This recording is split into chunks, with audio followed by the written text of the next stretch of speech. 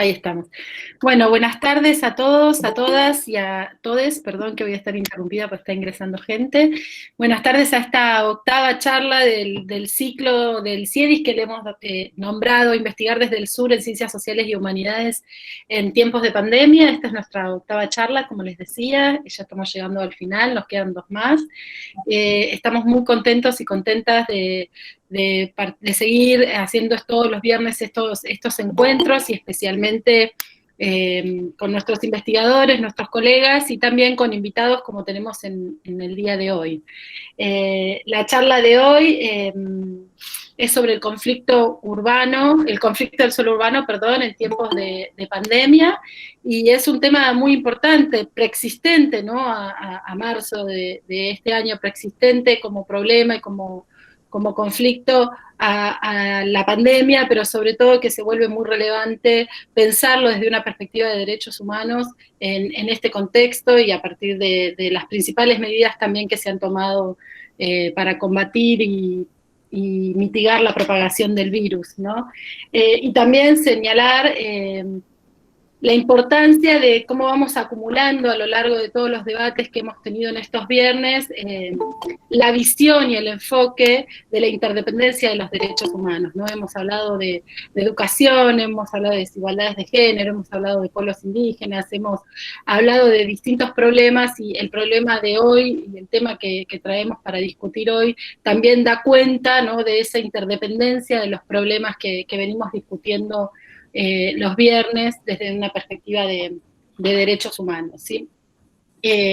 Hoy tenemos a dos grandes expositores, estudiosos y investigadores de la temática, y tenemos a un invitado de la universidad, de nuestra universidad, que es un doble gusto para nosotros y nosotras, porque estamos también cumpliendo con algo que queremos hacer desde hace mucho, desde el CIEDIS, que es tener actividades que involucren a otros centros, a otras unidades ejecutoras de investigación, es decir, hacer actividades intersedes, así que la presencia de Tomás Guevara hoy nos permite eso, y también no solo entre unidades ejecutoras de nuestra misma universidad, sino también entre nuestras sedes, ¿no? Tomás ahora lo vamos a presentar, pero es profesor e investigador de la sede andina, así que ahora lo vamos a presentar. Entonces, los dos oradores del día de hoy son Juliana Rivas, por un lado, que es licenciado en Ciencia Política, acaba de presentar su tesis para la Maestría de Políticas Sociales Urbanas de la Universidad Nacional de 3 de Febrero, y es becario doctoral del CONICET de nuestro centro, del CIEDIS. Y por el otro lado está Tomás Guevara, que es doctor en Ciencias Sociales, magíster y especialista en Políticas Sociales, es licenciado en Sociología por la Universidad de Buenos Aires, es investigador adjunto del CONICET, con lugar de trabajo en nuestra universidad, y es profesor adjunto docente de nuestra universidad en las carreras de Economía y de Administración en las materias de Sociología y Economía Urbana. Fue director del Centro Interdisciplinario de Estudios sobre Territorio, Economía y Sociedad, que es el CIETES, que tiene sede en la sede andina, es como nuestro primo, ¿no? del CIEDIS, y es ganador del primer premio en categoría doctorado del Premio Internacional de Tesis de Investigación en Vivienda y Desarrollo Urbano Sustentable 2014, organizado por la UNAM e Infonavit. Así que estos dos expositores nos aseguran que vamos a tener una muy buena charla y un muy buen debate en el día de hoy, especialmente sobre este tema que yo decía es un problema previo a la pandemia, pero sobre todo en las últimas semanas ha saltado nuevamente a la agenda pública nacional y también a la agenda pública provincial, ¿no? Con no solo las situaciones que se han vivido en distintas ciudades de nuestra provincia, sino también con las declaraciones incluso de la propia gobernadora, ¿no? Respecto de este tema. Así que es un tema de mucha actualidad y de mucha importancia, y sobre todo pensarlo desde este enfoque, desde el enfoque de derechos humanos. Así que decir solo dos cuestiones muy importantes respecto de la metodología de la charla. Como ustedes saben, estas charlas se están grabando y las estamos subiendo al canal de YouTube de la Universidad Nacional de Río Negro, así que la pueden volver a ver. Nos las pueden pedir también y se las podemos enviar.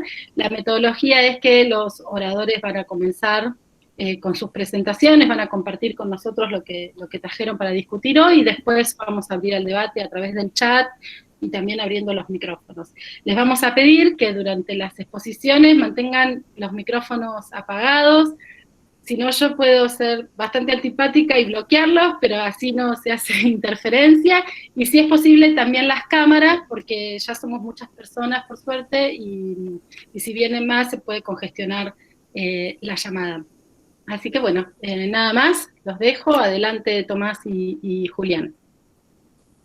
Bueno, ante todo, mil gracias, Mariana, especialmente a vos y a todos los compañeros y las compañeras del CIEDIS que venimos organizando ya hace un tiempo en el clima de pandemia este ciclo que la verdad que está saliendo muy bien, con mucha concurrencia en temas muy variados, que son los que trabajamos desde el CIEDIS, desde lugares o desde instituciones hermanas. Y eso está buenísimo, porque creo que no la esperábamos al principio cuando empezamos a organizar el ciclo, y está saliendo muy bien. Así que invito también a escuchar las próximas charlas, son todos los viernes a esta hora, ¿no? Bueno, nos tocó este viernes trabajar un tema que, como decía Mariana, es un tema que está muy en agenda. Al principio, cuando ideamos o cuando pensamos el ciclo, no pensábamos, nos encontramos en otra coyuntura al principio de la cuarentena, y desde que la pandemia tomó dimensiones mundiales, la agenda pública está prácticamente copada de cuestiones, en principio, sanitarias, y en segundo lugar de cuestiones económicas que están transitando nuestros países. Desde que se creó el ASPO, vendría a ser, y el eslogan sanitario de quédate en casa, diferentes espacios políticos, sociales, culturales, inclusive con mucha fuerza espacios religiosos, empezaron a poner o a intentar poner en agenda cuestiones relacionadas al hábitat y a la espacialidad urbana. Pero fue recién a principios de julio, fines de junio, que irrumpió con mucha fuerza toda una nueva oleada de toma de tierras en diferentes provincias de nuestro país, inclusive con mucha fuerza en la provincia de Buenos Aires y en la provincia de Río Negro, y esto hizo que se pueda copar el foco del debate público en diferentes temáticas relacionadas al hábitat, ¿no? El derecho a la ciudad, el proceso, el acceso a la tierra urbana y la cuestión de la propiedad privada también, ¿no? Desde ese momento, yo creo que dentro de los diarios con tiradas nacionales se ha dado una cobertura muy importante, muy fuerte sobre la temática, normalmente argumentando bajo la línea de que las crecientes tomas de tierra estaban asociadas a principalmente procesos de inseguridad, violación de la propiedad privada, y muchos de esos medios de comunicación también trataban de dejar en claro y argumentar de que hay una incapacidad del gobierno de poder canalizar este tipo de demandas y de poder contenerlas, ¿no? A su vez, me parece importante recalcar que este mensaje estigmatizador, podría decir, con respecto a estos fenómenos sociales, tuvo mucho aval en el sistema político argentino, tanto la oposición nacional como diferentes sectores del mismo gobierno han puesto esta serie de fenómenos sería bajo estos mensajes, ¿no? Con mensajes fuertemente punitivistas, podría decir, como para concentrar en una sola palabra, y se han dicho cosas o argumentos muy variados, ¿no? Desde el argumento más tradicional de no tener ningún tipo de, sería, ¿cómo se puede decir? No tener ningún tipo de tolerancia con respecto a las usurpaciones, hasta la posibilidad de sacar las protecciones sociales a aquellos que ocupen tierras indebidamente o fuera de la ley. Justamente también incentivando la desigualdad ante la ley de los ciudadanos que habitan este país. Inclusive, como decía Mariana, el oficialismo provincial la semana pasada, si no me acuerdo el lunes, hizo declaraciones muy fuertes en este sentido, principalmente a partir del suceso puntual que vivió la ciudad, o que está viviendo la ciudad de Bolsón, a donde se llevó una ocupación de tierra estos últimos meses, y principalmente, no solamente de manera de no consentir, vendría a ser, en esos términos, este proceso que se venía llevando en la ciudad de Bolsón, sino que también, sobre todo, cuestionando un reciente fallo, vendría a ser, de la jueza en Bolsón, que no daba la posibilidad o no accedía a desalojar las tierras, ¿no? Eso hace unos días también pasó en la ciudad de Cipolletti, con un fallo muy parecido, que justamente legisladores provinciales del mismo signo político salieron a cuestionar y atacar públicamente, ¿no? Yo creo que lo primero que hay que tener en cuenta es que para entender lo que está pasando en el país, hay que entenderlo como una problemática principalmente de acceso al suelo urbano. Esta es una problemática social que tiene un componente histórico muy fuerte, estructural, propio de la matriz constructiva de la Argentina, vendría a ser, a los cuales se suman componentes coyunturales propios de la pandemia y de la cuarentena como salida sanitaria que está legitimada y sí, legitimada en todo el mundo, ¿no? A mí me parece que, bueno, estas dos cosas quizás las que voy a tratar de comentar en estos minutos para abrir un poco el debate y darle pie, obviamente, primero a Tomás. A mí me gusta empezar con una idea que inició en la década del 70, que después muchas veces fue recuperada, inclusive algunas cartas orgánicas, como la de la ciudad de Viedma, donde yo vivo, y la ciudad donde yo estudio, aparece, que es el derecho a la ciudad. Cuando pensamos que el suelo urbano se encuentra en disputa, y tenemos a los sectores populares como protagonistas de estos fenómenos sociales, nos referimos también a que el derecho a la ciudad se encuentra puesto en jaque, ¿no? Y no solo hablamos de acceso a la tierra, sino que hablamos necesariamente de que esa tierra tiene que estar urbanizada, o sea que tiene que tener infraestructura urbana y servicios públicos, y no solamente eso, sino que este suelo ya urbanizado tiene que estar dentro de la ciudad. Ese es un dato que muchas veces lo obviamos. Por ejemplo, acá en la Patagonia, muchas veces tenemos un argumento que se escucha mucho, que tiene que ver con que hay una sobra de tierras. Hay una sobra de tierras, pero hay una finitud, vendría a ser, de suelo urbano capaz de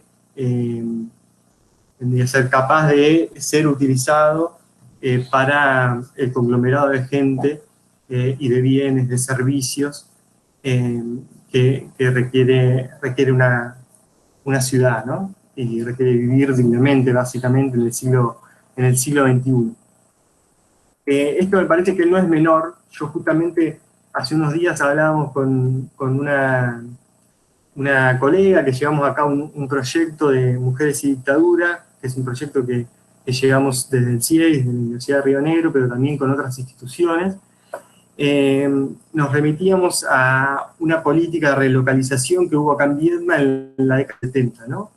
La dictadura militar de aquel momento intervino sobre un barrio de origen informal, que en ese momento, para la gente de Viedma, en ese momento se encontraba en las tierras que hoy vendrían a ser, están ocupadas por la terminal de colectivos, vendría a ser, que eran tierras periféricas en ese momento. Bueno, se relocaliza a lo que actualmente da origen al barrio el barrio Mi Bandera.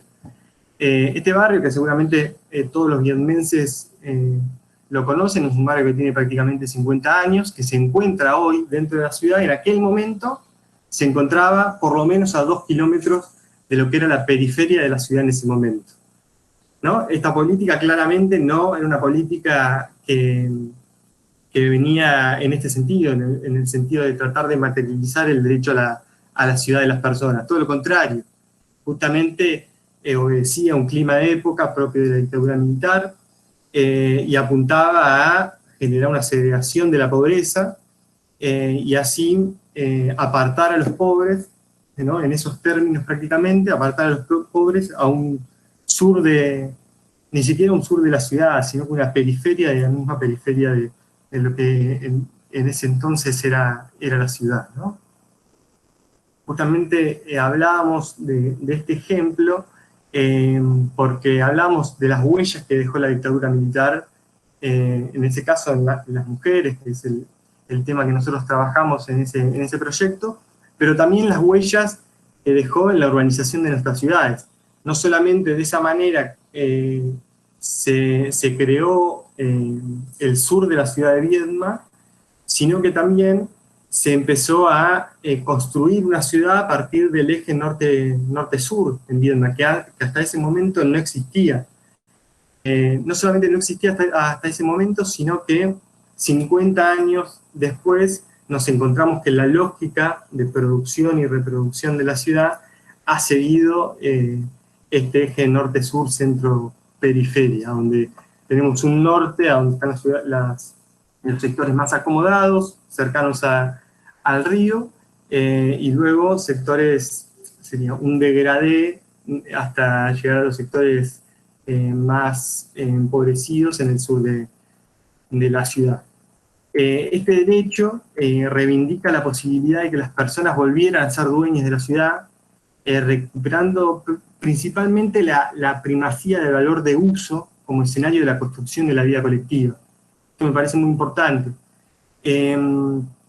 Nos invita a desnaturalizar y relativizar las bondades de carácter jurídicamente irrestricto que concebimos muchas veces la propiedad privada en las sociedades capitalistas, como así también poder pensar la función social de la propiedad en nuestras ciudades y en el siglo XXI.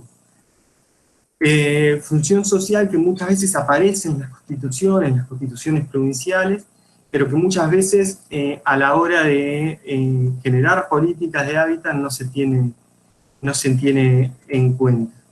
Claramente este es un derecho profundamente democrático, y es un derecho principalmente colectivo por sobre individual, ya que la reinvención de la ciudad depende inevitablemente del ejercicio de un poder colectivo sobre la organización de la misma. Eso es así, y creo que una de las cuestiones iniciales que nos permite materializar el derecho a la ciudad que tendrían que tener todas las personas que quieren habitarla, vendría a ser, es una condición inicial muy básica que tiene que ver con el asentamiento dentro de la unidad físico-social que es la ciudad, bajo una fracción de suelo urbano. Esto que parece sumamente lógico, evidentemente,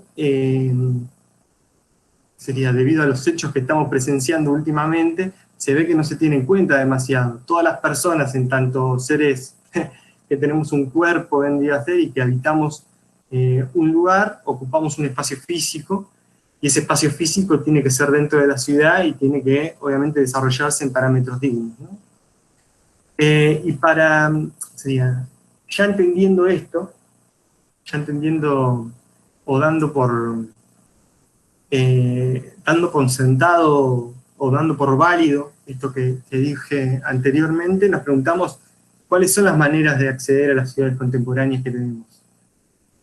Y seguramente muchos de ustedes lo primero que van a decir es comprando o alquilando suelo o vivienda en el mercado. Eso es lógico, tradicionalmente en las sociedades capitalistas se hace de esa manera.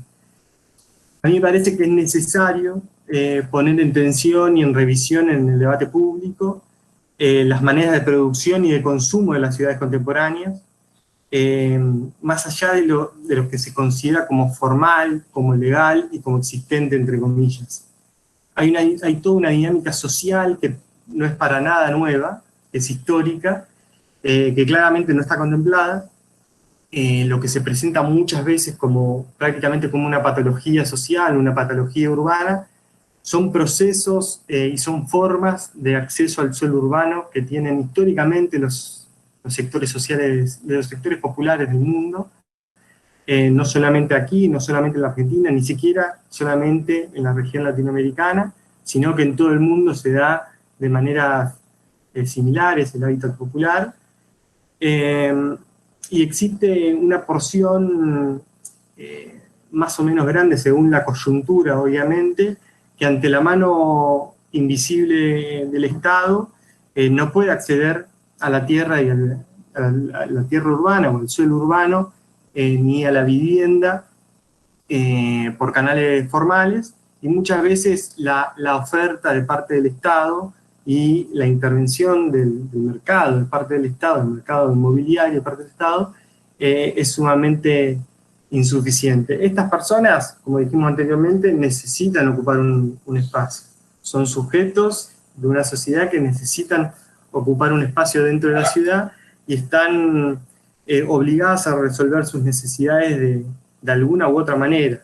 Y muchas veces la manera que se encuentra más a mano en nuestras ciudades contemporáneas, que tiene que ver con las ocupaciones de tierra, la construcción de asentamientos, etc. Este es un proceso no solamente histórico, sino que hay cifras a nivel mundial, aunque no son certeras, pero sí son estimadas, y hay un cierto consenso que entre el 40 y el 50% de las ciudades de todo el mundo están construidas de manera informal.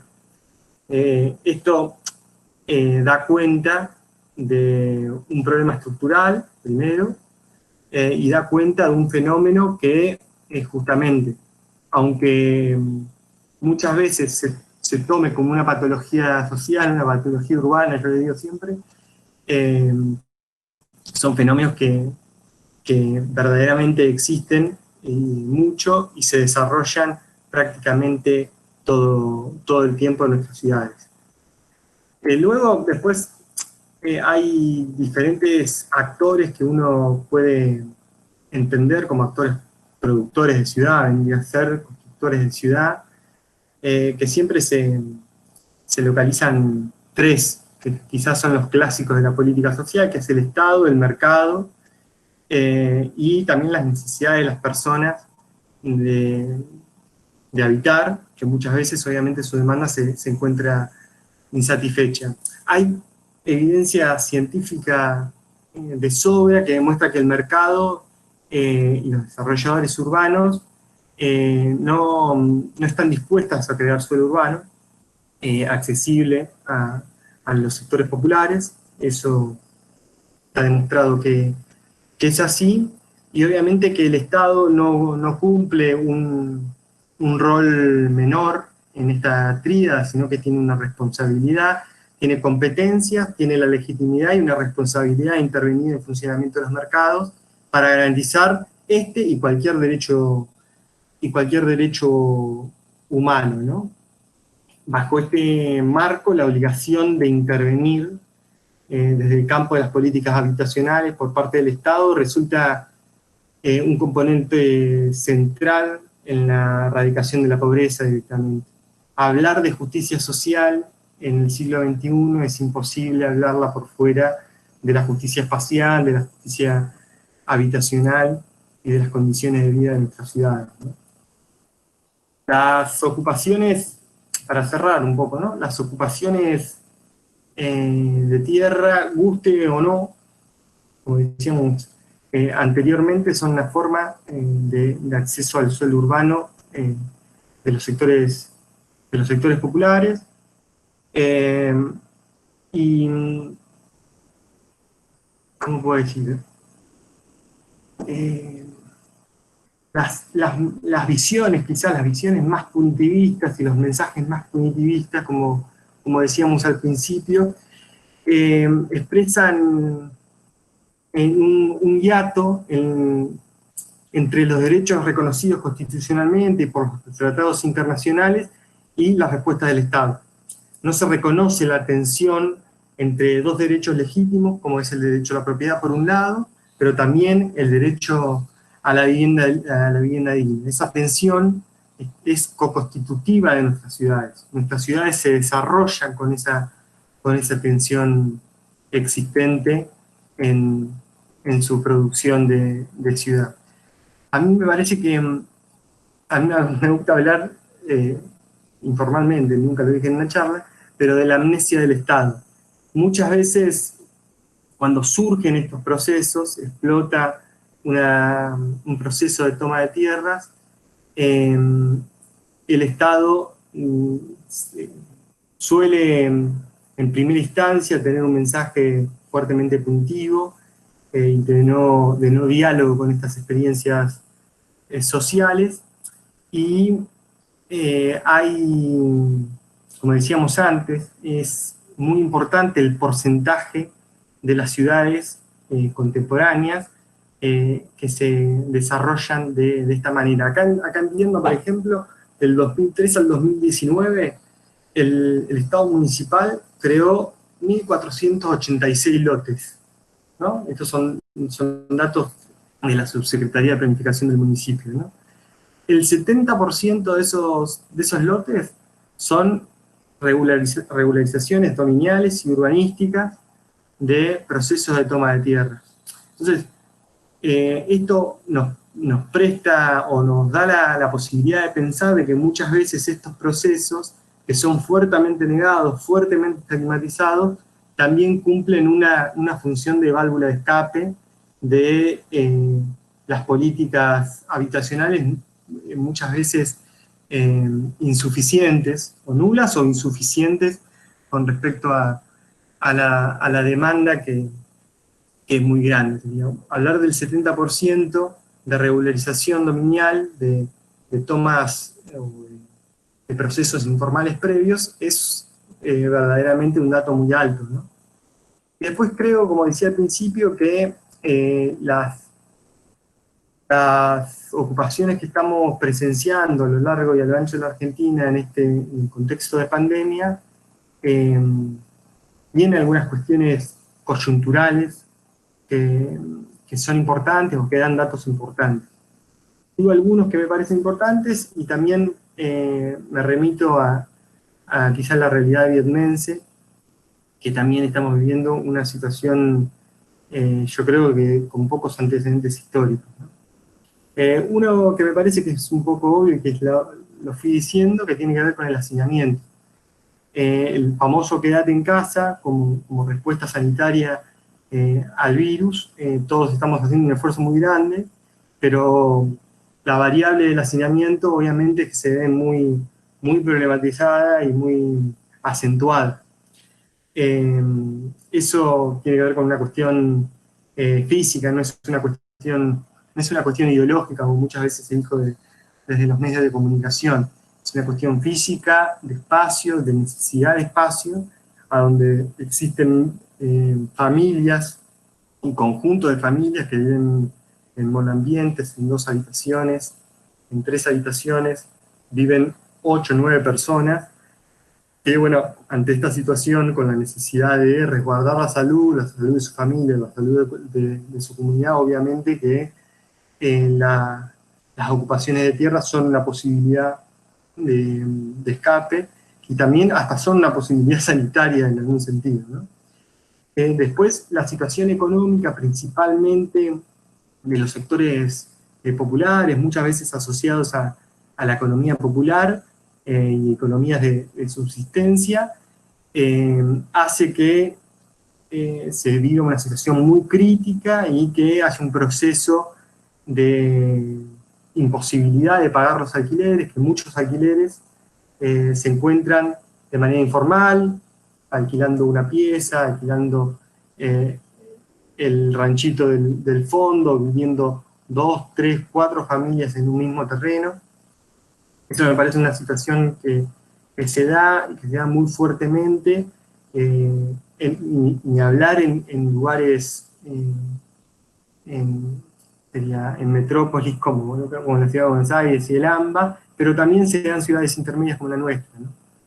Y después creo que hay un desborde de las capacidades del Estado, no solo en términos de control del orden urbano, sino que de la capacidad de dar respuesta inmediata a estas demandas, principalmente aquellas demandas como esta, que tiene que ver con cuestiones claramente estructurales e históricas de nuestra ciudad, de nuestras ciudades en general. Yo creo que acá, en Viedma en particular, se está viviendo una situación muy extendida. Como decía anteriormente, yo creo que tanto cuantitativamente como cualitativamente estamos ante un fenómeno social que no sé si tiene antecedentes históricos acá en la ciudad de Viedma. Yo me arriesgo a decir que al menos en los últimos 40 años no. Hay por lo menos 7 ocupaciones en funcionamiento, no solamente en funcionamiento, sino que estas 7 ocupaciones nuevas han posibilitado o han funcionado como instrumento catalizador de ocupaciones que persistían en la informalidad en momentos pasados y que se encontraban en un proceso más bien de reflujo. Bueno, últimamente hay un reavivar de estas situaciones y más o menos estamos hablando de entre 400 y 500 familias que están en estas condiciones, familias que se suman a estas condiciones, ¿no? Hablar de 400 y 500 familias en Viedma, como para que se den una idea, es prácticamente el 50% de los datos que arrojó el RENAVAP hace pocos años. Así que es un problema candente, es un problema que hay que pensarlo, hay que entenderlo, y sobre todo hay que pensar en cómo contribuir a generar políticas públicas que encuentren una solución, obviamente no inmediata, pero sí a mediano y a largo plazo. Quizá hasta ahí decimos un poco, y la idea es dejar que hable Tomás, y después hacer preguntas, comentarios, diálogos, opiniones, etcétera, ¿no? Muchas gracias, Julián. Le habilitamos el micrófono a Tomás y después vamos a habilitar para las preguntas y el pedido de la palabra en el chat. Así que los que quieran ir haciendo preguntas o ir pidiendo la palabra lo pueden ir haciendo en el chat. Así que adelante, Tomás. Bueno, gracias.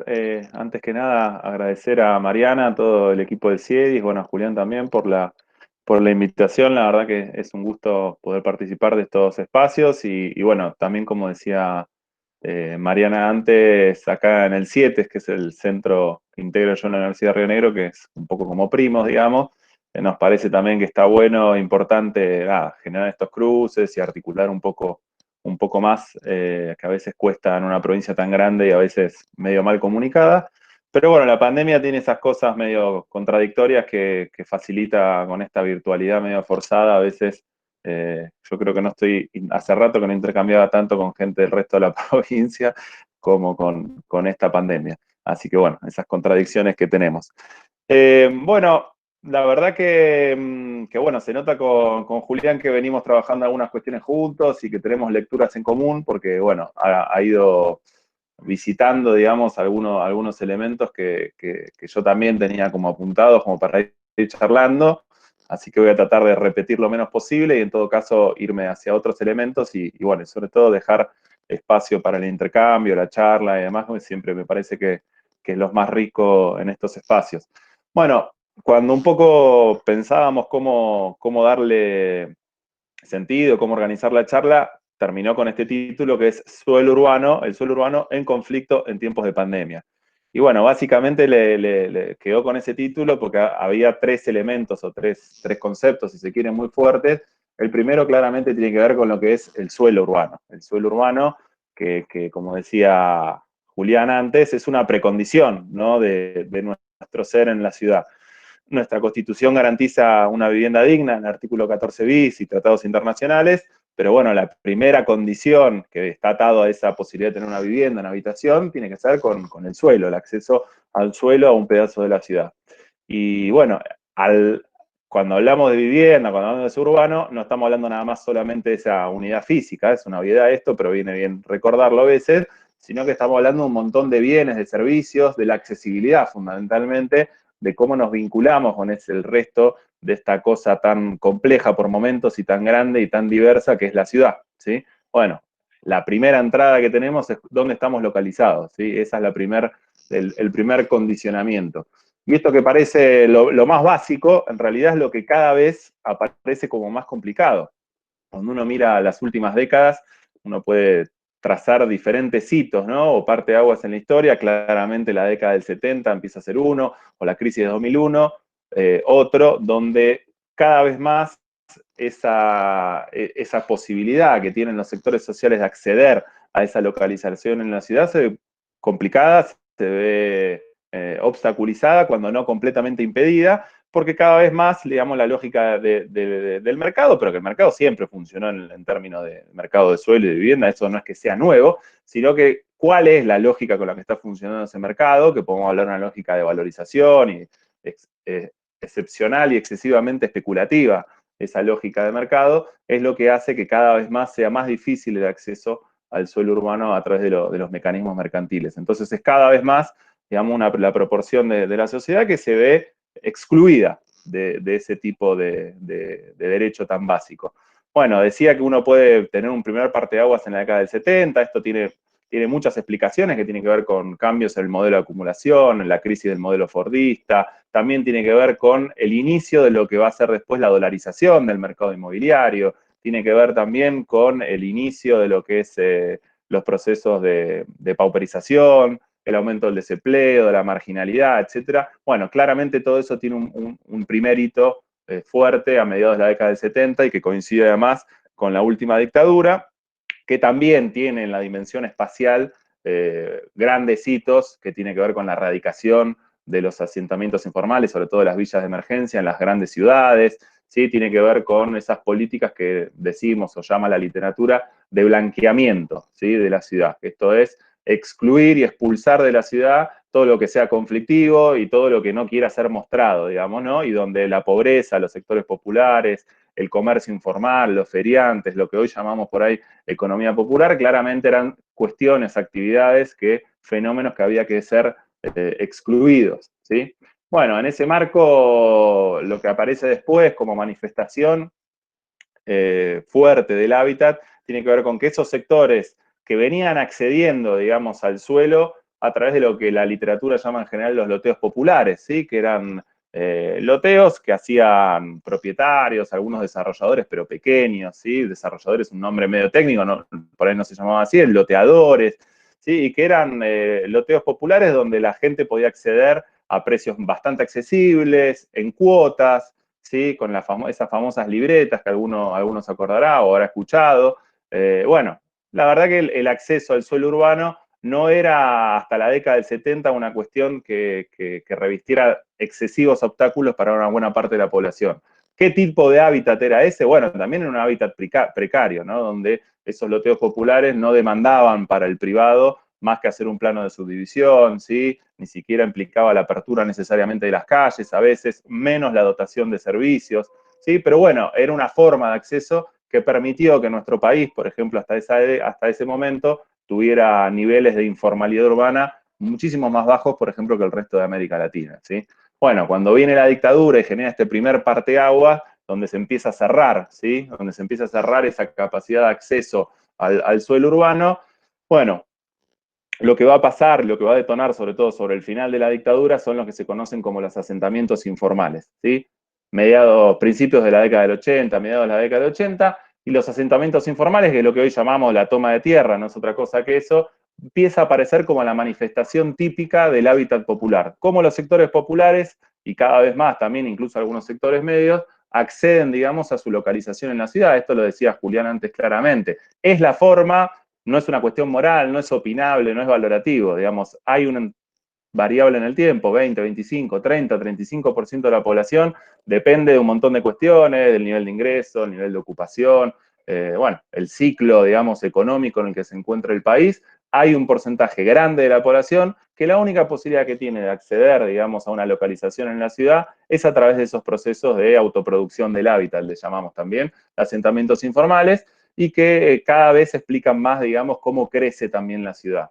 Bueno, ¿qué es lo que empieza a suceder? Es que ese tipo de fenómenos no solamente, obviamente, ocupan, digamos, sectores de la ciudad, y sectores muchas veces que por ahí no son deseados o apetecidos, digamos, por el mercado inmobiliario, sino que también en los últimos años lo que empieza a pasar, y que cierra todavía más la brecha, es que algunos fenómenos o tipologías urbanas, como son los barrios cerrados, barrios de chacra, podemos, en otros lugares, bueno, diferentes, o incluso por ahí pasa acá en la zona cordillerana, complejos que tienen que ver con el turismo, ¿sí? O cuestiones vinculadas, accesorias al turismo, bueno, empiezan a competir incluso también por la localización de esos propios asentamientos. Entonces, nuevamente lo que tenemos es que ese mecanismo, digamos, que permite de alguna manera conflictiva el acceso al suelo urbano para los sectores populares, también empieza a ser demandado o competido de alguna manera por otro tipo de manifestaciones. Entonces, bueno, claramente lo que estamos hablando es del suelo urbano, ¿no? De la localización en la ciudad, y que la verdad que es un problema que remite es que fue problematizado y que ha sido reflexionado, pero muchísimo, digamos, en la literatura sobre los estudios urbanos, los urbanistas, los arquitectos, y discusiones que aparecen hoy muy fuerte, digamos, en la agenda pública, como puede ser el tema de los lotes con servicios y demás, se vienen discutiendo por lo menos desde la década del 70, no sé, uno puede recuperar debates clásicos como el de John Turner, que era un arquitecto inglés, con Pradilla Cobos, que es un arquitecto colombiano, con Burgess, que son otros autores más de la tradición marxista estructuralista, que discutían cuál era la conveniencia, ¿no?, de esas políticas de lotes con servicios que después terminó adoptando el Banco Mundial. Bueno, suelo urbano es uno de los grandes conceptos que pusimos acá. El segundo tiene que ver con el conflicto, porque justamente de lo que estamos hablando es de cómo se produce el espacio, de cómo se va estructurando, digamos, el espacio en la ciudad. Y eso implica pensar en un montón de actores que son diferentes, que tienen lógicas diferentes, que tienen intereses diferentes, y que justamente la lógica de su reproducción social es muy diferente, ¿sí? Y todos esos actores, incluido obviamente el Estado, se expresan, digamos, en el territorio, y lo hacen muchas veces contraponiéndose con una lógica hasta de la confrontación, si se quiere, ¿no? Entonces, esa dinámica donde los sectores sociales tienen que garantizarse algún tipo de localización en la ciudad, es una dinámica conflictiva por definición. ¿Sí? Es una dinámica que genera conflicto, que expresa conflicto, que está mediada por el conflicto, y que esto, por lo menos para los que venimos de las ciencias sociales, no es algo que ni que preocupe, ni que asuste, ni que nada, es un dato. El conflicto es parte, digamos, de la dinámica social, estructura nuestra sociedad, y no tiene que ser visto como un problema, al contrario, en todo caso el conflicto tiene que ser traducido a través de mecanismos institucionales que permitan en todo caso canalizarlo y que permitan de alguna manera ir resolviendo esas tensiones y esas contradicciones que se dan, digamos, en el territorio. Pero esta dinámica, decía, de estructuración del espacio, de acceso al suelo, es conflictiva por definición, ¿sí? Los conflictos de apropiación y uso del espacio urbano, decimos a veces en los estudios urbanos, que tiene que ver con eso. ¿Quién puede hacer uso, quién puede apropiarse, quién puede controlar, quién produce y quién disfruta diferentes partes de la ciudad?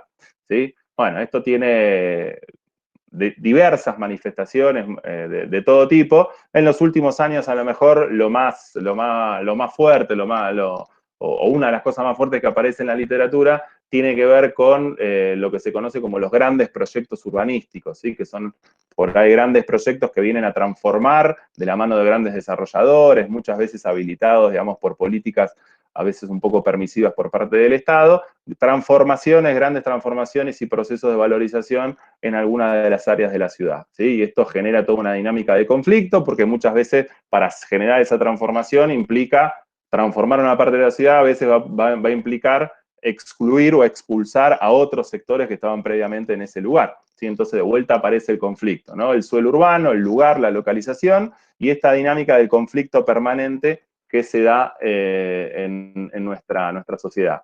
Nada, todo esto lo fue contando y exponiendo de alguna manera Julián también, así que no no creo que amerite demasiado profundizar en eso, en todo caso lo charlaremos en las preguntas, pero no estamos hablando de cualquier contexto, estamos hablando justamente de esta coyuntura que nos toca atravesar, que tiene que ver con la pandemia.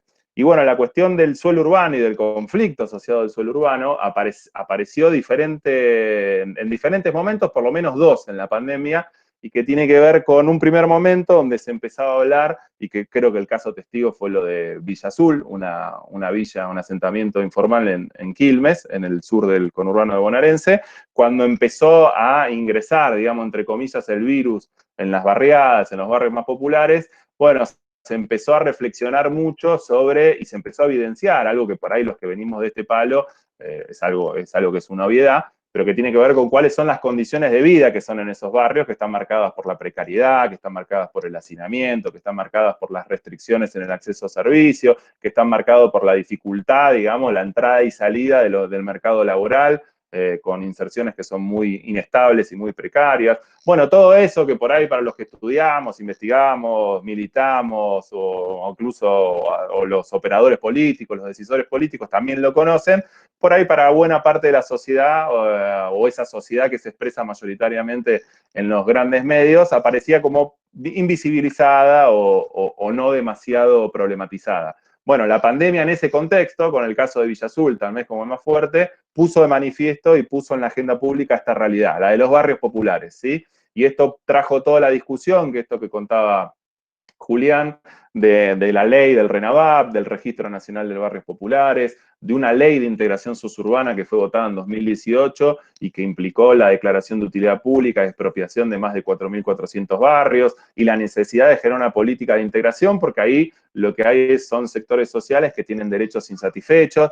Y la verdad que los que venimos de estas discusiones, cuando vimos que eso se ponía de manifiesto y que había tanta preocupación por cómo se vivía la pandemia, digamos, en ese tipo de barrios, bueno, estábamos relativamente gratificados de decir, bueno, el sistema político, el sistema mediático, la opinión pública, esa cosa medio entente a veces que uno habla de la opinión pública, le estaba prestando atención a esta problemática y se estaba poniendo de manifiesto la necesidad de tener una política sostenida, decidida, una política pública que permita mejorar eso, y eso tuvo expresiones muy, muy fuertes, como fue la creación del Ministerio de Hábitat y Desarrollo Territorial, que es previo a la pandemia, pero se pone muy fuerte en valor en ese contexto también.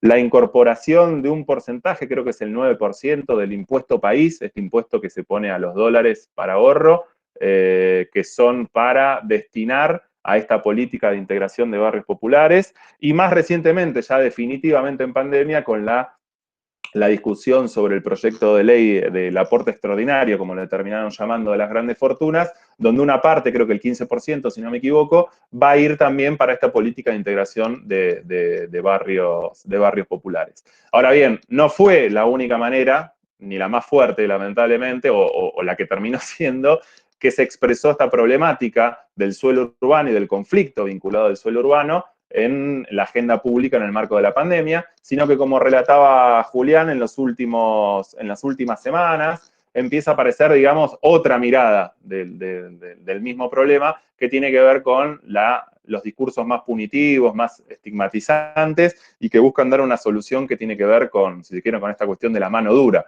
Y donde por ahí, para nosotros que somos rionegrinos, lo de Bolsón me parece que es muy fuerte, apareció también en los medios nacionales, pero que también tiene una foto muy grande, pensando más en escala país, con esta toma grande de Guernica, que estamos hablando de, creo que son como 2.500 hogares, no sé, es un pedazo realmente del conurbano en el partido del presidente Perón, que es un partido además bastante periférico, para los que conocen más o menos dónde está ubicado el presidente Perón, es un partido bastante periférico, digamos, del conurbano, pero ahí 2.500 hogares, digamos, que no tenían garantizado esta forma de acceso, terminaron, digamos, generando estos procesos de ocupación. Y lo mismo está sucediendo en Bolsón con esta toma donde está el mirador de Cabeza del Indio, ¿cómo se llama? Lo mismo está pasando en Bariloche, con alrededor de 10 tomas que se fueron produciendo, se activan y se desactivan porque el Estado judicializa y quiere desalojar, y en algunos casos negocia y permite que se retiren los ocupantes. Lo mismo está pasando en Viedma, por lo que contaba Julián. Yo no lo tenía tan presente lo de Viedma, sí tenía más presente también lo de Cipolletti. Entonces, bueno, claramente empieza a aparecer otra mirada sobre la misma problemática, o sea, la pandemia pone de manifiesto la conflictividad asociada al suelo urbano, pero lo hace desde otro lugar, desde un lugar el cuestionamiento, de un lugar desde la estigmatización, de un lugar donde por momentos pareciera que el sistema político y parte del sistema mediático quiere descargar parte de la frustración y del hastío y del hartazgo que tenemos todos, porque todos lo tenemos sin duda, con esta situación de la pandemia. Bueno, pareciera que parte de ese hastío se lo quiere descargar de una manera un poco demagógica por momentos y oportunista sobre esa problemática, buscando ahí una suerte de chivo expiatorio, si se quiere, para descomprimir tensiones, ¿no?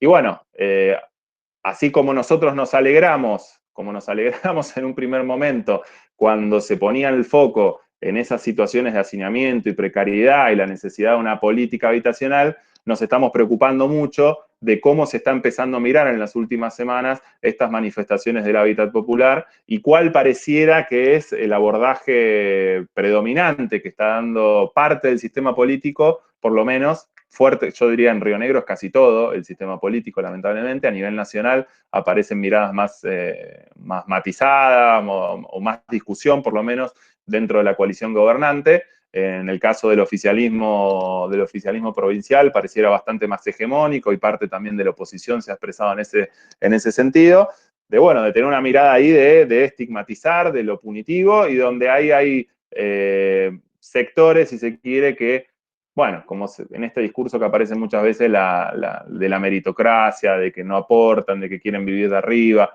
etc. Bueno, estas fueron las dos miradas que han aparecido, digamos, en este contexto de pandemia, y la verdad que bueno, son dos formas de abordar la problemática habitacional y los conflictos vinculados al suelo urbano, que lo que están expresando, creo que también, y que no hay que perderlo de vista, es esto que decía Julián, creo también al final, bueno, en un momento de su charla, que yo acuerdo con eso, que expresa de alguna manera la contraposición de dos derechos, si se quiere, que son muy fuertes en nuestro andamiaje constitucional y que en realidad lo que tenemos que hacer es, lejos de tomar partido por uno u otro, el desafío que tenemos como sociedad y sobre todo el desafío que tiene el Estado y las políticas públicas que despliega y las fuerzas políticas que ocupan el Estado coyunturalmente, es justamente cómo armonizar esos derechos. La mirada, si se quiere, un poco más comprensiva y de la política pública de integración, bueno, pone el foco en el derecho a la vivienda, pone el foco en las necesidades, pone el foco en los derechos que tienen todas esas personas a una localización adecuada, a este derecho a la ciudad del que hablaba Julián. Y por el otro lado, las miradas más punitivas lo que ponen es fuertemente el hincapié es en esta cuestión del derecho a la propiedad, que tiene que ser inviolable, que tiene que ser absoluto, y que etcétera, ¿no? Bueno, pero lo que tenemos ahí en todo caso es un desafío fuerte como sociedad y que tiene el Estado de cómo armonizarlo eso.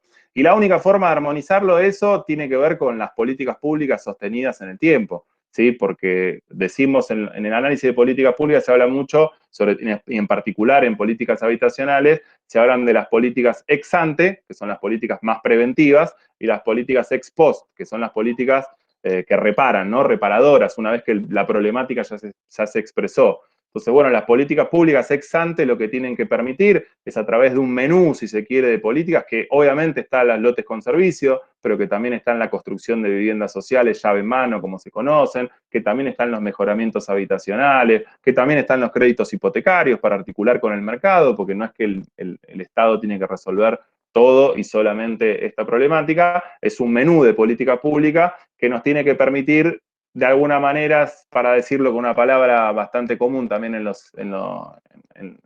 la literatura de ciencias sociales, desmercantilizar, si se quiere, este acceso al suelo.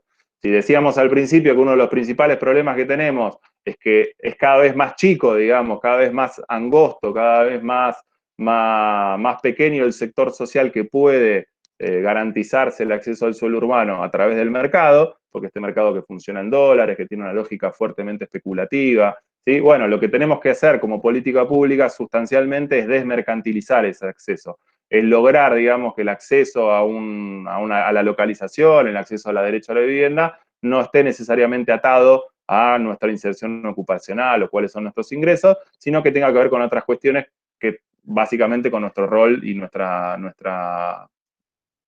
condición de ciudadanos. Entonces, desmercantilizar. Y mientras tanto, porque obviamente esto no es de un día para el otro, ex post, si se generan estas situaciones de confrontación entre el derecho a la vivienda digna y el derecho de propiedad, bueno, lo que tenemos que buscar son mecanismos institucionales, en todo caso, que permitan resolver esa conflictividad de una manera que no implique que un derecho se imponga sobre el otro. Entonces no podemos caer ni en los discursos demagógicos que van a justificar, digamos, cualquier proceso, si se quiere, de ocupación, porque ahí en el medio puede haber personas que tienen derechos legítimos, ¿sí?, a su patrimonio, que uno debe garantizar, obviamente, en el ordenamiento jurídico en el que vivimos, pero por el otro lado, también tenemos personas que tienen derecho a una vivienda digna. Entonces, no se puede caer ni en la demagogia de justificar cualquier proceso, ni en la demagogia de pensar que lo único que cae ahí es un derecho a propiedad que ha sido violado y que lo que hay que hacer es nada más restituirlo y que, bueno, y que el resto de las situaciones no pueden ser contempladas. Entonces, lo que tenemos que buscar son mecanismos institucionales, en todo caso, para ver cómo armonizar esos derechos cuando no logramos anticiparnos y estamos en esta situación ex post, como la que está pasando en Bolsón, como la que está pasando en Guernica, como la que está pasando en Cipolletti y en varias de las ciudades de nuestra provincia. Entonces me parece que un poco el desafío va por ese lado. Lamentablemente tenemos como esta tensión, ¿no?, donde la opinión pública y el debate a veces se bandea hacia un lado, se bandea hacia el otro, y bueno, me parece que el desafío en todo caso es ver cómo generar, digamos, una política pública sostenida, que en todo caso no caiga en una u otra mirada extrema, sino que lo que busque en todo caso es ver cómo resolver y cómo armonizar los diferentes intereses y derechos que hay en juego, que en general es el rol, digamos, y el desafío que tiene el Estado como, si se quiere, articulador o regulador, si se quiere, en algún punto de la dinámica social. Así que, bueno, me parece que lo mejor sería, para dejar un rato para las charlas, dejar por acá y abrir la ronda para preguntas, comentarios y demás, Mariana. Sí, bueno, muchas gracias Julián y Tomás, además han sido muy precisos con el tiempo y especialmente en ordenar y en plantear estos desafíos que mencionaba también recién Tomás sobre el final, ¿no? Yo pensaba en cuál es el enfoque, cuáles son los desafíos que debería tener el Estado entre, bueno, estas respuestas, o la omisión de la política estatal, la omisión de las políticas públicas, o la presencia de esta respuesta punitivista, o el desafío de cómo armonizar estos derechos en pugna, sobre todo recordando, como decía Tomás al comienzo, cómo finaliza el 14 bis de nuestra Constitución, ¿no? Garantizando el acceso a una vivienda digna a todas las personas. Así que, y sobre todo también resaltar el rol potencial que tiene la pandemia de poder poner en la agenda pública y de discusión un tema preexistente, como tantos otros que vinimos discutiendo en este ciclo de charlas. Así que ahora voy a abrir a las preguntas, ya tenemos varias, así que se las voy a ir leyendo, les voy a leer 2 o 3, mientras van subiendo otras preguntas, y ustedes van respondiendo, si les parece, ¿sí? Bueno, la primera de Paula Secchi, que saluda, muy interesante la charla, muchas gracias a ambos. Tengo una consulta para Tomás. Cuando hablas de blanqueamiento de las ciudades, ¿esa idea implica un análisis de lo racial en la producción urbana? Adriana Rodríguez, que también felicita por las presentaciones. Hay otra pregunta de Joaquín Perren, que plantea, la política de loteo con servicios no hace más que reforzar el carácter extensivo de nuestra urbanización, profundizando un cuadro de segregación. Por otro lado, el crecimiento en altura ha sido en los últimos años un vector de elitización y desplazamiento que impulsa el crecimiento hacia afuera. La pregunta sería, ¿qué políticas podríamos diseñar para densificar incluyendo? ¿Cómo aprovechar los vacíos de oportunidad que aún existen en nuestras ciudades? Y una más, y de Romina Bruno, que dice, ¿qué podrían decir, o aportar sobre el estudio del origen de las personas que integran estos asentamientos informales, pertenencia a pueblos indígenas, migrantes, y la incidencia de esa intersección de vulnerabilidades? Y yo le sumo ahí también la perspectiva de género y diversidad, les pregunto yo también ahí. Y una más, Laura Catrín, que saluda y plantea que muy claras las exposiciones, y pregunta qué bibliografía y autores recomiendan para profundizar el análisis de estas problemáticas. Ahora les doy la palabra si quieren responder. No sé cuál de los dos quiere empezar.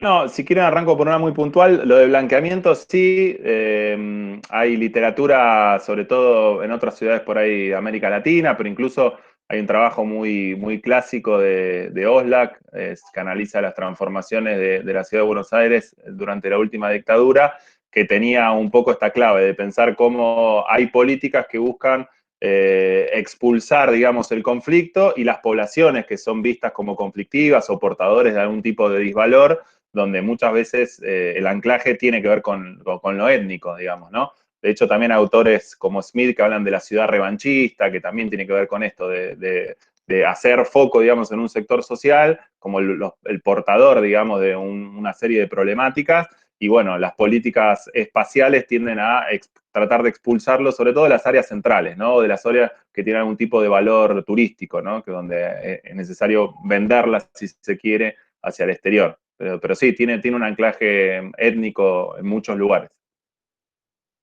Tomás, una sola pregunta para aclarar. ¿Te referís al libro Merecer la ciudad de Oslak o a otra? Sí. Sí, Merecer la ciudad de Oslak, está el concepto de ciudad revanchista de Smith y algunos trabajos de ciudades de América Latina, en Perú y Ecuador, que ahora no me vienen a la cabeza, pero bueno, en el concepto de Smith de ciudad revanchista claramente hay un clivaje étnico, sobre todo en América Latina, y también empieza a pasar en muchas ciudades de países desarrollados con la cuestión de la inmigración, ¿no? Y la conflictividad asociada a esas poblaciones migrantes que muchas veces, o alguna de esas poblaciones migrantes que muchas veces son estigmatizadas y vistas como problemáticas para las políticas hegemónicas, digamos, ¿no? Julián. Entonces, Julián, si querés agarrar alguna de las preguntas. La de Joaquín, que está fácil, si querés agarrarla. Ah, creo que Joaquín la puede responder a esa. Sería mejor, ¿no? Aquí había una pregunta sobre la composición, que la quiero leer. El origen de las personas que integran estos asentamientos informales. Sobre el origen, particularmente ahora, en todo este debate mediático que hay, muchas veces se habla de la composición de las ocupaciones y justamente del origen de ellas. Yo creo que hablar de la composición es hablar de la gran heterogeneidad de actores que entran en una ocupación. Justamente muchas veces se pone en duda a aquello que decimos, bueno, hay una composición muy fuerte que tiene que ver con la necesidad de las personas de habitar. Es muy raro poder pensar una ocupación de tierras que persista en el tiempo si verdaderamente no hay una necesidad de habitar del conjunto de personas. Eso, tanto en el debate público, político, justamente cuando los conflictos se empiezan a dar, siempre hay acusaciones de maniobras políticas, de reventa de loteos, etcétera, etcétera. Hay una pila gigante de argumentos para legitimar este tipo de prácticas. Algunos pueden llegar a ser válidos y hasta inclusive tener razón. Yo creo que hay un componente ahí de necesidad de habitar que es real y que también pesa mucho a la hora de la persistencia. Y después de la composición, yo creo que acá en Viedma, yo al menos estudio la ciudad de Viedma, y a mí me parece que todo el sur de la ciudad, o gran parte del sur de la ciudad, está conformado de esta manera, o conformado a partir de ocupaciones que luego se terminan regularizando a partir de que van pasando los años. Para mí, o al menos en mi estudio de campo, pude ver claramente cómo en las ocupaciones que se dan en la década de 70 hay una fuerte migración, principalmente de la línea sur. No me acuerdo si la persona que lo preguntó es de acá, pero la línea sur es de la zona central de la provincia. Y luego creo que las otras ocupaciones muchas veces tienen que ver con familiares y con nuevas generaciones generaciones ya nacidas en el contexto urbano, netamente urbano, pero que sí son nuevas generaciones que van surgiendo a partir de esa migración fuertemente de la línea sur de la década del 70. Eso es lo que pude rastrear yo, me parece que es un dato interesante para seguir investigando acá en la ciudad de Viedma. Inclusive, muchas veces en en mi trabajo de campo, yo he tomado ocupaciones que se han regularizado en el contexto del 2008, 2009, 2010, y muchos vecinos y mucha parte de la población que tuve la posibilidad de realizar entrevistas en profundidad, muchos de ellos nacieron en, en contextos de informalidad habitacional en los 70 y que luego fueron migrando, vendría a ser, fueron familias que fueron migrando por diferentes contextos de informalidad y que luego fueron regularizados por el Estado. Hay una cosa que sale muy fuertemente que tiene que ver con la cuestión de yo pagué mi terreno. No me parece menor decirlo, porque hay una concepción ahí de que primero o sea, o dejan desnudo de que el Estado o que la política habitacional del Estado a partir de las décadas que han pasado es insuficiente, porque justamente lo que hace la ocupación de tierra es forzar al Estado a tener política habitacional y luego todos los habitantes de una ocupación de tierra que se regulariza, luego terminan pagando su lote. Y también una cuestión, una concepción de las personas de entender, de poder caracterizar de que su conducta es un delito, vendría a ser ante la ley, pero que también ven en la manera de regularizarse y de pagar su lote como una manera de salir de ese delito y verdaderamente hacerse propietario bajo lo que antes era un estigma. ¿No? Esa quizás es mi experiencia de Viedma con respecto a la migración de los 70 y las nuevas poblaciones informales en el contexto urbano que tienen que ver con estas familias que vivían en su momento. Sí, ahí nada más para acotar un poco después, más allá de las corrientes o los orígenes migratorios, esto que le planteaba Julián, después hay dinámicas que empiezan a pasar, y por lo menos en Bariloche yo no lo tengo estudiado así en trabajo de campo y demás, pero de caminar un poco impresionísticamente y conocer un poco las dinámicas y demás, y entiendo que en general las tomas que estamos viendo últimamente tienen que ver mucho con lo que se llama el desborde, ¿no? El efecto desborde de ocupaciones que estaban, ya sea por cuestiones de hacinamiento o por precios de los alquileres formales y sobre todo alquileres informales, ¿no? Que son muchas veces los que se dan en los asentamientos o en las villas, que son alquileres informales de hábitat que son muy precarios, por ahí una pieza que vive una familia o más. Bueno, hábitat muy, muy precarios que encima en un contexto de restricción de los ingresos, donde hay mucha gente que vio virtualmente desaparecer cualquier tipo de ingreso laboral, lo que empieza a pasar son como desbordes de esas ocupaciones hacia otros terrenos que están más o menos cerca, que aparecen como vacantes, ya sea que estén efectivamente abandonados o que, aparezcan así como el abandono también es una construcción, digamos, social, si se quiere, en el espacio, digamos. ¿Cuáles son los lotes, digamos, que aparecen como abandonados en alguna coyuntura y no en otra? Bueno, eso se puede hasta documentar y tiene toda una historia, una dinámica de cuándo de repente aparece un terreno que se construye como abandonado y que va a poder ser ocupado o no. Pero muchas veces, en general, estas últimas tomas son como desbordes, si se quiere, de tomas preexistentes. O de eso, ahí dice, lo veo a Joaquín que pone una válvula de escape y sí, absolutamente. La cohabitación, los alquileres informales, es como una olla a presión. Creo que lo decía, no sé si Julián o quién lo decía, que era previsible que alguna de estas cosas sucedieran. Nosotros en Bariloche, por ejemplo, le veníamos marcando al municipio desde ámbitos de la sociedad civil y espacios de discusión políticos, académicos que hay, que si no se tomaban medidas fuertes, lo veníamos tomando hace años, ¿no? Antes de la pandemia, era obvio, si uno conoce la dinámica de Bariloche, que en algún momento iba a aparecer un nuevo ciclo de tomas, ¿no? Nosotros decimos así porque cada X cantidad de años, por coyunturas que son variables, bueno, aparece un ciclo de tomas que genera esta conflictividad en el territorio.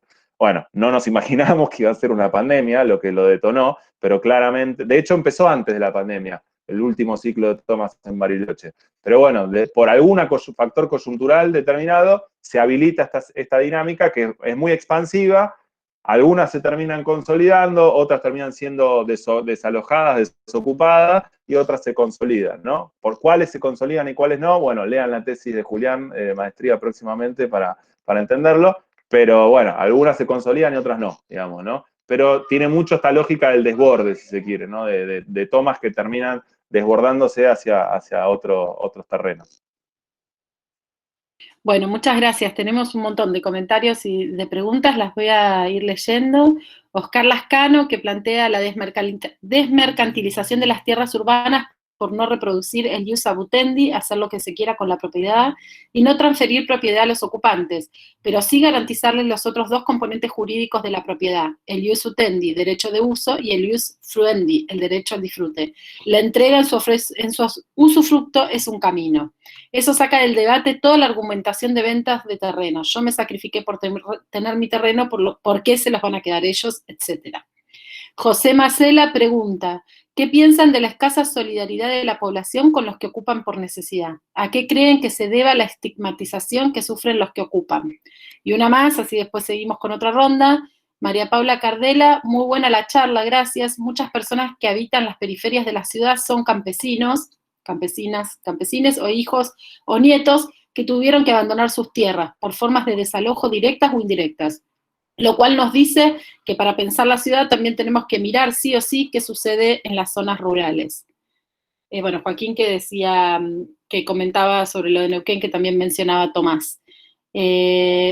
Tengo uno más de Osvaldo Alonso, que plantea que la profundización del problema habitacional en las últimas décadas indica que hay que pensar en otras estrategias, no alcanza con la invocación de políticas públicas. Hay que promover ámbitos con capacidad de iniciativa a nivel local en los que participe el Estado junto a los actores involucrados. Incluso si el Estado no lo hiciera, hay que promoverlos igual, con reglas acordadas actuando sobre las diferentes dimensiones del problema de la tierra y la vivienda, ámbitos para que para otra cosa ocurra. Bueno, les dejo ahí la palabra si quieren comentar o responder a lo que les han planteado y después seguimos con otras. Sí, yo retomo alguna, creo que Oscar planteaba esto de, a mí es un tema que me interesa mucho, lo he trabajado y reflexionado bastante y siempre me genera muchas contradicciones, de hecho hasta he participado en experiencias concretas, más organizativas y militantes, de esto de, a partir de la propiedad colectiva y el otorgamiento de derechos de uso y no de propiedad. Y bueno, son experiencias, es un camino interesante, me parece que es un camino interesante que hay que explorar y que implica además un cambio fuertemente cultural. Lo que pasa es que cuando uno se va a la realidad concreta, hay mucho rechazo contra eso, ¿no? La gente quiere su lote o su vivienda y la quiere en propiedad. Entonces, y bueno, es legítimo que así sea, digamos, está muy arraigado culturalmente por un montón de cosas que se podrían discutir y charlar, pero bueno, no sé si vamos a tener el tiempo, pero solo quería marcar que son reflexiones que son interesantes, pero después a la hora de aplicarlas se vuelven complejas, digamos, porque la gente no se las apropia, porque lo rechaza. Yo he participado de varias experiencias de ese tipo, algunas han terminado bien y otras no tanto, porque bueno, la gente tiene muy arraigado, digamos, el derecho de propiedad. No quería que se pase tampoco la muy buena pregunta que hace Joaquín más arriba, que tiene que ver con esto de la tensión, si se quiere, entre la densificación y la extensión, que la verdad que me parece que es como el desafío que tiene la planificación, las políticas urbanas hoy por hoy. No creo que haya una solución muy clara, digamos, en la medida, sobre todo en países como el nuestro, donde en la medida que no tengamos medianamente resuelto el desarrollo en sentido amplio, digamos, la inserción laboral, los ingresos de la población, la verdad que es prácticamente imposible pensar en resolver esa problemática. Yo por lo menos soy muy pesimista y no nos queda otra que seguir extendiendo la ciudad a lo mejor más ordenada, con políticas de lotes con servicios y demás, porque con el ordenamiento jurídico, las políticas habitacionales que tenemos, la falta de acceso al crédito, etcétera, etcétera, etcétera, pensar en densificaciones inclusivas viene siendo materialmente imposible. O sea, no, más allá de experiencias muy puntuales, el procrear es para ingresos medios consolidados. Conozco muy pocas experiencias de densificación inclusiva para sectores de ingresos medios bajos o bajos, por no decir ninguna. Alguna en la Ciudad de Buenos Aires con la ley 341, que es una ley que financiaba con créditos muy blandos construcción de edificios, porque estamos en la Ciudad de Buenos Aires, no hay lotes vacantes prácticamente, hay lotes vacantes, pero no para este tipo de cosas.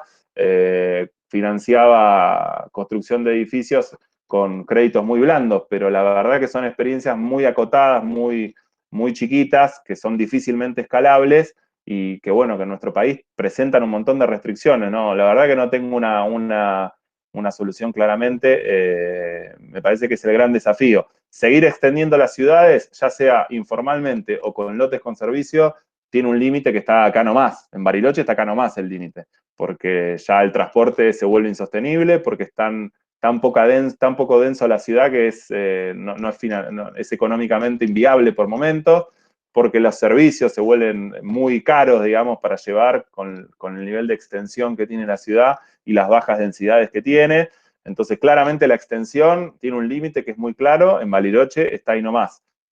Ahora, ¿cómo densificar de una manera inclusiva? ¿Por qué una manera inclusiva? Porque esto que plantea Joaquín, en general los procesos de densificación son procesos de mercado y que apuntan a sectores de ingresos por lo menos medios altos, ¿no? De ahí para arriba. Entonces, ¿cómo densificar de una manera inclusiva? Viene siendo, la verdad, un desafío que no estamos pudiendo resolver y que es un gran problema que tenemos porque las ciudades están al borde, en algunos casos, de la sustentabilidad ambiental, social, económica, de sus infraestructuras. Y bueno, me parece que si no empezamos a reflexionar en serio sobre eso, bueno, la cosa se va a poner muy complicada, pero no soy ni muy optimista ni tengo una respuesta.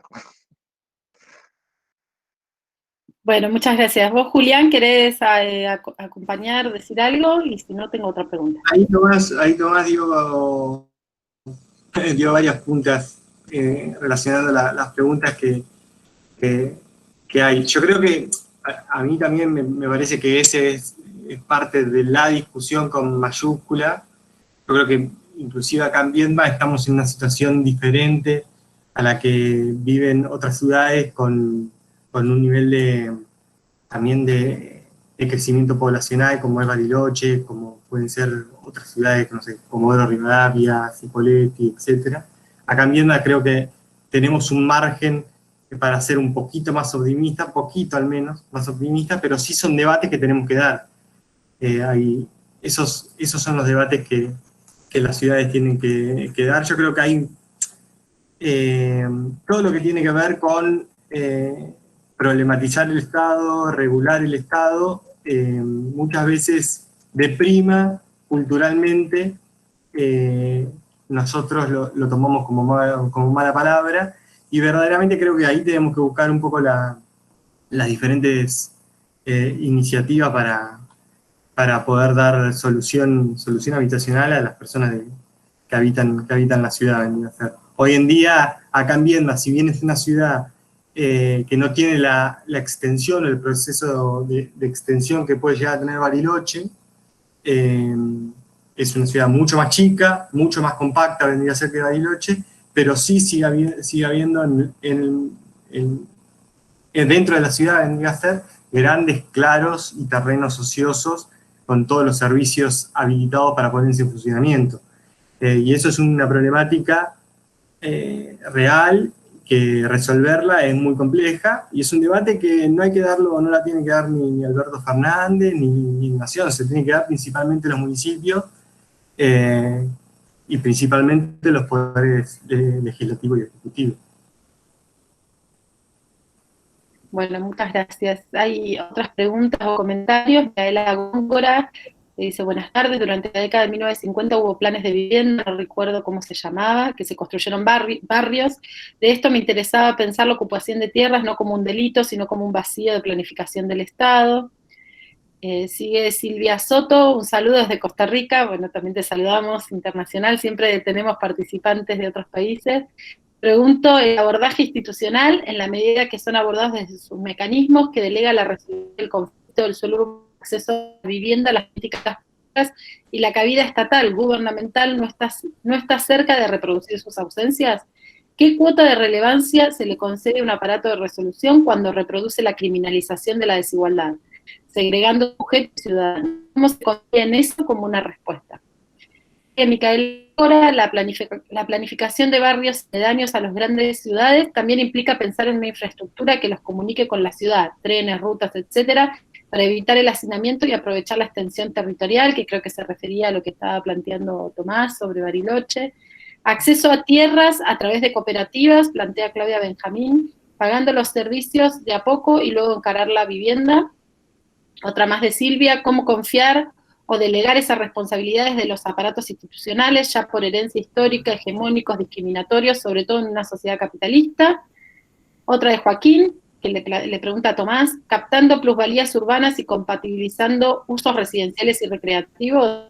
Vuelvo con lo de los espacios en proceso de engorde.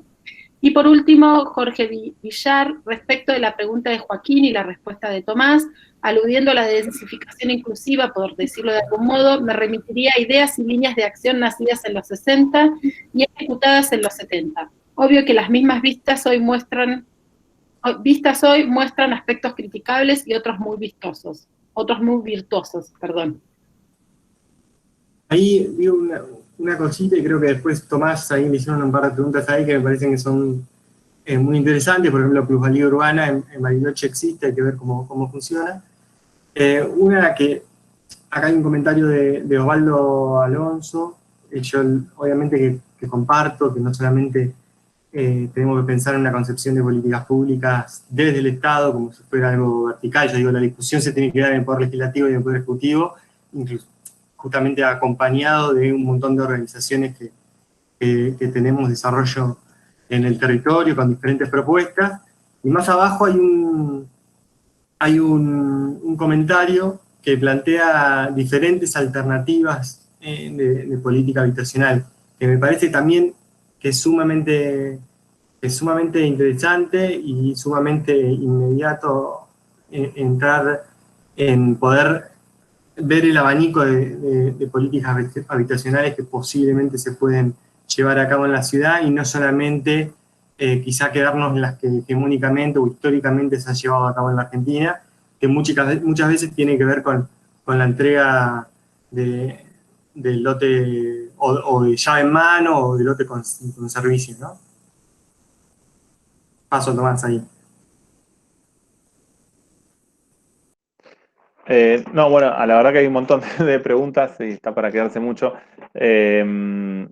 Sí, Jorge ahí planteaba experiencias de los 60 y de los 70. Obviamente, yo creo que lo mencionaba, hay un montón de políticas que la verdad que vienen de larga data, que tienen que ver con, obviamente, con la producción de vivienda llave en mano, creo que lo mencionaban también en la década del 50.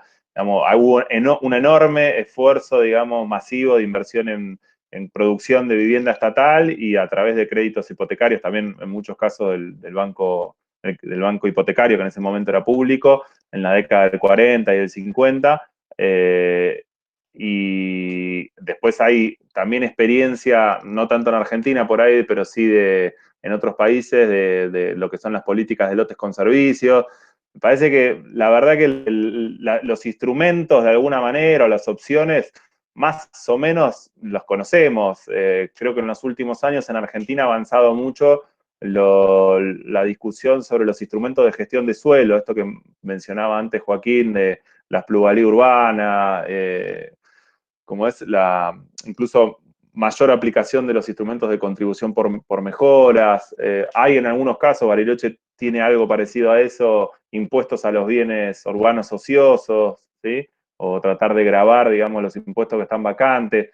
La verdad que cuando uno mira la literatura, las discusiones más o menos están, los instrumentos están, igual los casos exitosos, realmente si es que hay alguno, son muy difíciles de encontrar. Entonces me parece bueno, que el desafío y la problemática que hay que encarar es como muy compleja, requiere un abordaje muy integral, muy interdisciplinario, requiere de políticas públicas muy sostenidas en el tiempo, cosa que por ahí en nuestro país nos cuesta mucho abordar.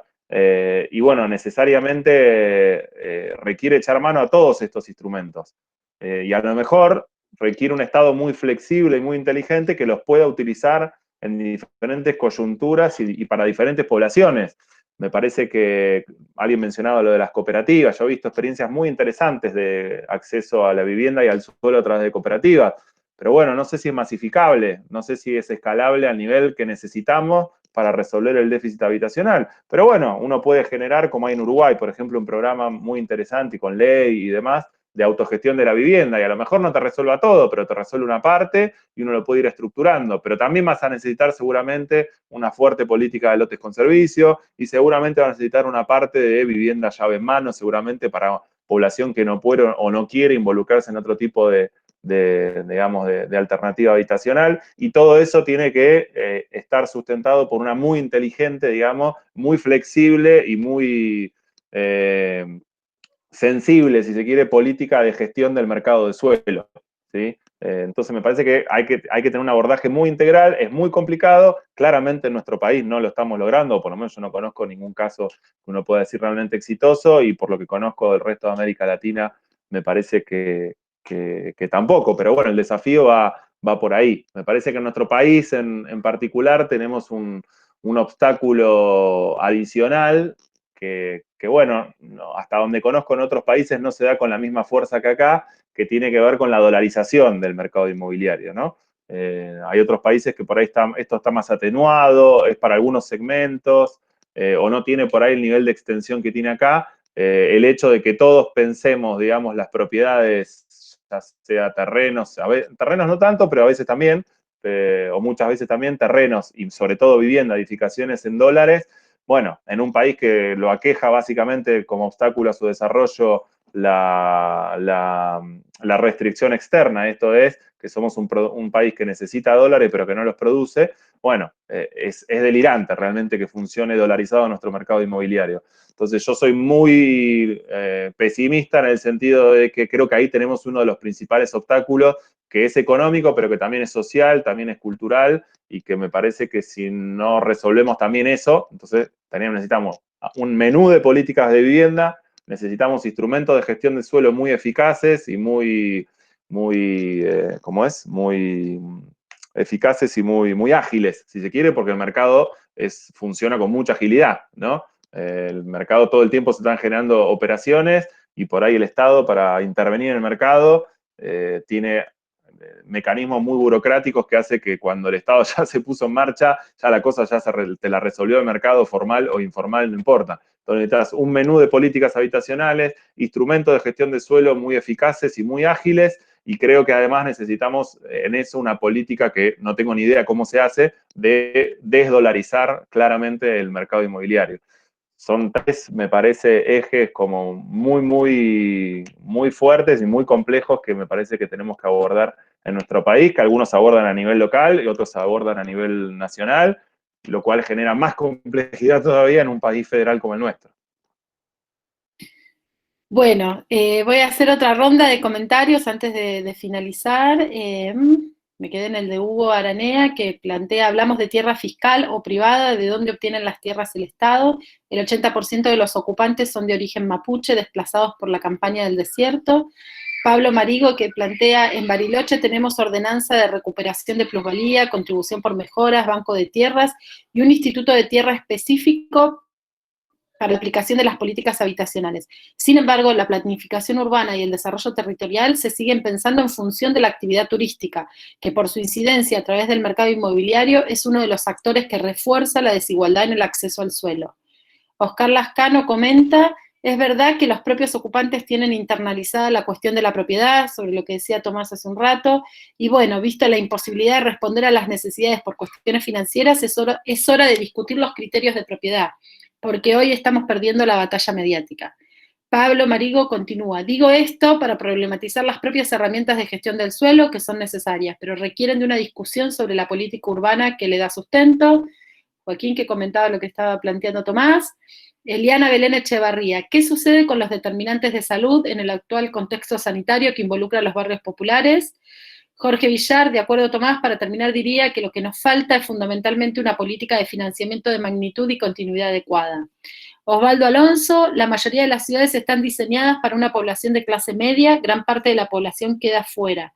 En Viedma, el Código Urbano exige contar con todos los servicios y cordón cuneta para habilitar un loteo. Eso eleva los costos de la urbanización, haciéndola inaccesible. Y finalmente, José Macela, si no es este gobierno el que lleve adelante las interesantes ideas, ¿cuál será? Allí les dejo la palabra. Por si quieren hacer algún comentario o responder estas preguntas. Dale vos, Julián, que yo hablé mucho recién. No, sobre todo son opiniones, que son sumamente válidas todas, y muchas de las opiniones comentan lo que dijo principalmente recién Tomás. No sé si hay muchas preguntas que se desprenden de ahí. Son más que todo opiniones, que un poco la idea de la charla tiene que ver con eso también. No, después, en relación a lo que planteaba Eliana, los determinantes de salud, me parece que bueno, lo decía o lo trataba de decir yo cuando me tocó hablar al principio, fue una de las cosas, si se quiere, positivas, entre muchas comillas, por decirlo de alguna manera, que trajo la pandemia, que visibilizó toda una dimensión más sanitaria y ambiental que tiene las condiciones de vida en los barrios populares. Espero que eso sea un saldo, claro, lo que pasó en las últimas semanas con la gobernadora, el senador, el ministro de Salud, de Seguridad de la provincia, opacó un poco todo eso, corrió el eje claramente hacia la cuestión más punitiva, pero bueno, ojalá que la primera discusión que se visibilizó sobre los determinantes de salud y ambientales que pesan fuerte en los barrios populares, debería ser algo que por lo menos no se borre rápidamente, por lo menos de los decisores de política, qué sé yo, la opinión pública es más volátil y más difícil, pero bueno, por lo menos de los decisores de política, me parece que es algo que va a durar un poco más, porque, bueno, insisto que el proyecto de ley de los aportes extraordinarios, una parte de eso va a financiar eso, insisto que tenemos Ministerio de Hábitat, insisto que tenemos parte del impuesto país que está yendo para ahí, entonces, bueno, hay como algún sedimento de esa primera discusión que pasó tempranamente en la pandemia que me parece que va a quedar, y espero que sea así. Y bueno, por lo que uno puede ver que se está pensando en las diferentes escalas para la reactivación, todo, obviamente, siempre es así, todo lo que tiene que ver con la construcción es un gran motor de la reactivación. Y bueno, el mejoramiento habitacional, las construcciones de vivienda, la construcción de infraestructura de servicios para barrios, bueno, está muy vinculado a eso, es mano de obra intensiva, son insumos que se producen localmente, entonces no necesariamente necesitas divisas. Entonces, bueno, me parece que todo ese paquete, digamos, va a estar muy fuerte, va a tener presencia muy fuerte en lo que viene ahora del proceso de reactivación. Así que, bueno, uno tratando de ponerme, decía que era pesimista, tratando de ponerme optimista, creo que por lo menos eso no va a irse tan rápidamente de la agenda y va a estar presente por lo menos en las discusiones de este proceso de reactivación en los próximos meses. Bueno, muchas gracias, Tomás. Los comentarios, todas las preguntas que han surgido y los comentarios dan cuenta de la importancia de esta problemática, así que bueno, lamento que no tenemos mucho más tiempo. Yo lo que quiero antes de despedirlos y darle el último espacio a Tomás y Julián, por si quieren hacer algún comentario más, es compartirles, como siempre, la charla que sigue, la charla del viernes que viene. Espero que estén viendo lo que les estoy compartiendo en mi pantalla, que es el flyer, y el título de la charla. Sí, se ve. Se ve, gracias, Tomás. Educación y TICs y nuevas tecnologías, oportunidades y desafíos en situaciones excepcionales, que van a compartir con nosotros dos investigadores del CIEDIS, que es la magíster Edith Lobos y el magíster Martín Goin.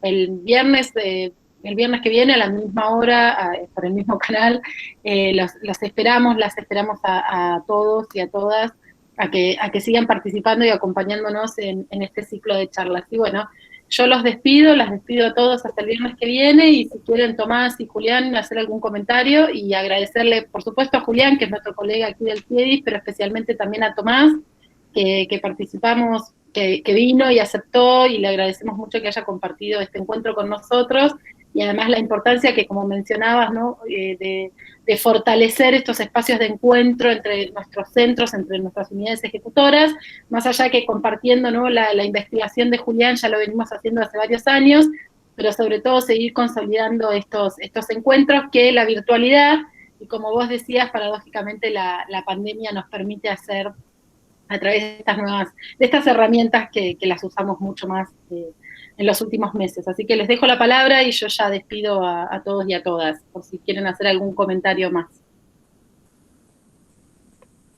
No, yo no mucho más que agradecer el espacio y bueno, esto reforzar la importancia del intercambio y demás. Y bueno, nada, me parece que como es un tema que no está resuelto, como es un tema que vuelve periódicamente y como es un tema que se puso de manifiesto con mucha fuerza con la pandemia, bueno, no queda otra que seguir buscando alternativas y bueno, creo que la cuestión no se va a resolver de una vez y para siempre, sino que son aproximaciones sucesivas y bueno, eso requiere mucha gente pensando, mucha gente haciendo y volviendo a pensar y gente que entre en la ejecución y que después salga a reflexionar un poco. Y bueno, ese proceso iterativo que todo el tiempo hacemos en diferentes sectores de política pública, me parece que bueno, en la cuestión habitacional también tenemos grandes desafíos ahí por delante. Muchas gracias, Juli. Sí, me sumo a esto último de Tomás y hacer una invitación a todos aquellos que en Viedma se quieren acercar a poder pensar estas cosas, que está bueno y que muchas veces somos un círculo muy pequeño los que tratan de pensar la ciudad y estas problemáticas sociales. Así que, nada, desde el CIEI siempre estamos abiertos a estas cosas. Y obviamente muchas gracias a toda la gente que se conectó y, bueno, a toda la gente que comentó, que seguramente vamos a estar en contacto y vamos a seguir discutiendo. Y ojalá que haya más espacios como este para tratar estas temáticas. Obviamente todos invitados a la próxima charla del viernes que viene que presentó Mariana. Muchas gracias. Bueno, muchas gracias. Un abrazo para todos y buen fin de semana. Gracias, un abrazo, buen fin de... Chao, gracias.